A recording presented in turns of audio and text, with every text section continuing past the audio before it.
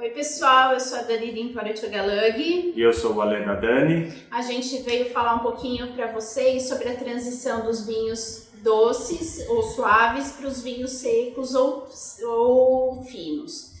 Bom, para começar, nos ajudem. Curtam o nosso vídeo, compartilhem com seus amigos e se inscrevam no nosso canal. E também ativem o sininho para vocês ficarem sabendo quando a gente tiver vídeo novo no canal. Vamos lá, Dani. Conta aí um pouquinho da história das uvas. Bom, vamos lá. Primeiro a gente tem que falar um pouco da diferença, o que é um vinho doce ou vinho de mesa e o que é um vinho fino, um vinho seco. A grande diferença é o tipo de uva com os quais esses vinhos são produzidos. O vinho fino, o vinho seco, ele é produzido na Europa, no velho mundo, digamos assim, há milhares de anos. Existem relatos de produção de vinho há mais de 5.000 anos.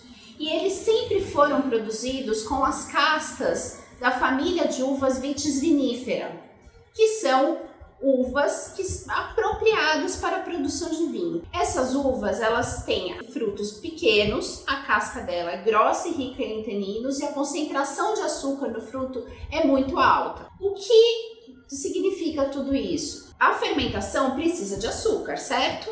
Então, como essas uvas são ricas em açúcar, elas geram vinhos complexos, com uma graduação alcoólica mais ou menos alta, né? Porque depende de cada casca, depende do tipo de fermentação que é feito, e vinhos muito complexos de aromas e sabores. Isso em função dos taninos que tem na casca, né, Dani? Exatamente. O açúcar, ele provê o álcool e os taninos provêm a complexidade do vinho. De aromas e sabores.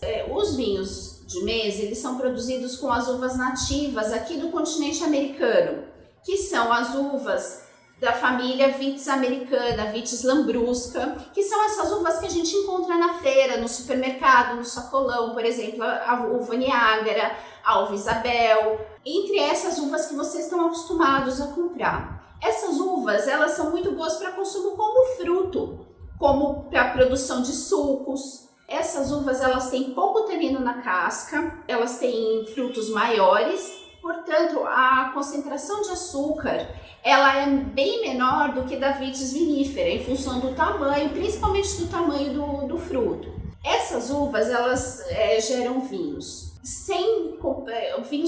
muito simples, com pouca complexidade de aromas e sabores e principalmente pouco alcoólicos. Por que aqui no Brasil o maior volume de consumo de vinhos é de vinhos de mesa? Aproximadamente 80 a 85% dos vinhos consumidos no Brasil são de vinhos suaves. Porque os imigrantes europeus, quando eles chegaram aqui no continente americano, eles encontraram essas uvas. Então eles começaram a produzir vinhos com essas uvas. Porque para muitos países europeus, principalmente Itália, Portugal, França e Espanha, o vinho ele não é uma bebida alcoólica, ele é um alimento tão importante quanto o pão, quanto a carne. Então, esses imigrantes que vieram para cá, eles não conseguiam ficar sem vinho. Então, eles começaram a produzir esses tipos de vinhos. Aí, o que eles perceberam? Gerava vinhos pouco alcoólicos. E o que começou a acontecer? Eles começaram a colocar açúcar para melhorar a fermentação e aumentar a graduação alcoólica do vinho. Mas é muito difícil acertar essa conta. Por quê? Porque quando você coloca o açúcar, a levedura ela consegue produzir álcool até um determinado momento. Quando chega uma determinada concentração de teor alcoólico, a levedura morre. E se você colocou açúcar a mais, o que acontece com o teu vinho? Ele fica doce. Então, o paladar do brasileiro realmente é mais propenso ao vinho doce. Eu vejo muita gente, muito cliente, muitas amigas, inclusive eu tenho muitas amigas que são super fãs do vinho doce. E aí quando se deparam com um vinho fino, com muito tanino, com muito corpo, essas pessoas não conseguem tomar, o paladar não se adapta. Tenho essa sugestão de alguns vinhos que realmente vai fazer essa transição de uma forma legal. Por quê? Gente, o mundo dos vinhos finos, ele é maravilhoso. Cada casta de uva, e são mais de 3.000, 4.000 castas de uvas vitis vinifera, ela confere um tipo de aroma e sabor para o vinho. Então, um vinho de uma casta é completamente diferente do outro. E ainda esses vinhos, por alguns terem grande potencial de guarda, eles passam por envelhecimento em barris de carvalho e que conferem outros aromas e sabores e complexidade. Então, cada vinho que você toma é diferente, sendo que os vinhos suaves, eles são basicamente a mesma coisa, né? Tem aroma basicamente de uva. É o que eu costumo brincar com a Lê, que são sucos de uva alcoólicos. O que a gente recomenda é que as pessoas que vão fazer essa transição, elas comecem com uvas de baixo corpo. Isso é, com taninos mais suaves, taninos mais baixos. E as principais castas que atendem a essas características são a Pinot Noir, a Tempranillo, a Zinfandel e a Gamay e a Bonarda.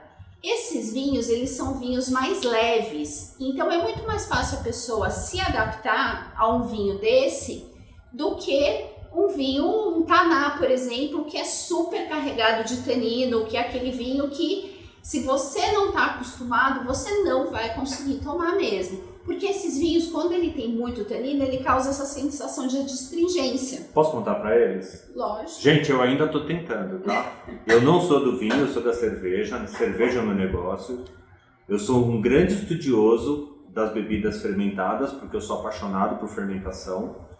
Mas eu tô tentando. E eu vou falar para vocês que tem algumas coisas que estão começando a me chamar a atenção, jamais encorpadas. Sim. Com certeza, e ainda mais se você harmoniza da forma correta. Por exemplo, eu acho que a Taná é uma casta muito clássica de um vinho muito pesado, de tanino, de corpo. Mas não é um vinho para você tomar sozinho. É um vinho para você harmonizar, por exemplo, num churrasco, numa carne mal passada. Muda completamente a sensação do vinho. Mas não tenta tomar ele com uma pizza, que não vai dar certo. Exatamente. Então, tudo no mundo do vinho é uma questão de harmonização. Outra dica que eu dou para quem está querendo fazer essa transição dos vinhos doces para os vinhos finos são os vinhos brancos. Por quê? Algumas castas de vinho branco, elas são muito aromáticas. Então, como é muito aromática, disfarça um pouco esse tom seco do vinho. Como, por exemplo, os vinhos das castas de uvas moscato, que são várias castas, moscato giallo, moscato hamburgo, moscato bianco, eles são vinhos muito aromáticos. O torrontés, o sauvignon blanc. Esses vinhos brancos, eles têm muitos aromas de frutas, de flores. É um vinho leve, que tomado em temperatura de 8 a 10 graus mais ou menos, com esse calor do Brasil, eles são muito gostosos. Os vinhos rosés têm essa mesma característica, eles são vinhos mais leves, eles têm pouca presença do tanino e também eles têm essa suavidade e esses aromas mais para frutas que realmente deixam o vinho mais suave. Se você é fã mesmo do vinho doce, vai para os espumantes. Os espumantes, eles têm várias graduações de açúcar, do açúcar residual da fermentação, e alguns espumantes eles são realmente doces. Por quê? Porque a uva, ela é uma uva com muita concentração de açúcar e a fermentação é controlada de uma forma que realmente deixa aquele residual de açúcar para que o espumante se torne doce. Os principais, eu acho que os mais famosos são os moscatéis, que são feitos com as uvas moscato e tem tanto os moscatéis brancos quanto os moscatéis rosés.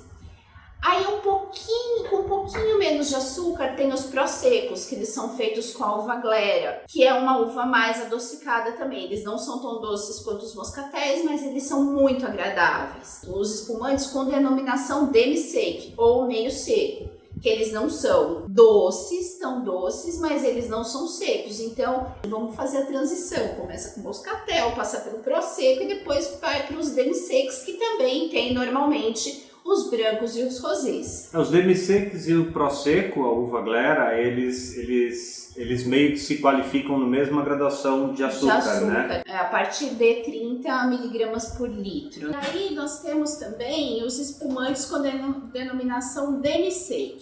Eles são considerados, quando tem um residual de açúcar, a partir de 35 gramas por litro. Então, os demi-secs também vocês encontram nas duas versões, branco e rosé.